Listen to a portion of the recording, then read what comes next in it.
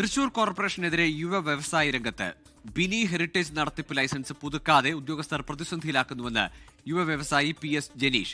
തന്നെ ജീവിക്കാൻ അനുവദിക്കണമെന്നായിരുന്നു ജിനീഷിന്റെ അഭ്യർത്ഥന.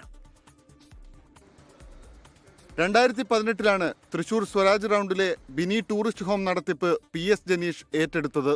കെട്ടിടത്തിൽ അറ്റകുറ്റപ്പണി നടത്തി ബിനി ഹെറിറ്റേജ് ആക്കുമ്പോഴേക്കും പലകുറി വിഷയം കോടതി കയറി. കോടതിയുടെ അനുകൂല ഉത്തരവിൽ പ്രവർത്തനം തുടങ്ങി 1 വർഷം പിന്നിടുമ്പോഴാണ് വിചിത്രവാദങ്ങൾ ഉയർത്തി കോർപ്പറേഷൻ ഉദ്യോഗസ്ഥർ ലൈസൻസ് പുതുക്കാതിരുന്നത്. ഹെൽത്ത് ഡിപ്പാർട്ട്മെന്റിൽ നിന്നാണ് ഞങ്ങൾക്ക് ലെറ്റർ തന്നിട്ടുള്ളത്. സെക്രട്ടറി പോലും അല്ല.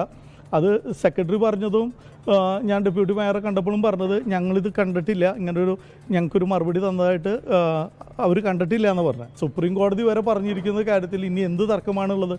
ആർക്കാണ് തർക്കമുള്ളത്? 10 കോടിയിലധികം രൂപ മുടക്കിയാണ് ബിനി നവീകരിച്ചത്. പല പാർട്ട്ണർമാരെ ഒപ്പം കൂട്ടിയായിരുന്നു നവീകരണം. ലൈസൻസ് പുതുക്കാതായതോടെ തീർത്തും പ്രതിസന്ധിയിലായിരിക്കുകയാണ് വ്യവസായി.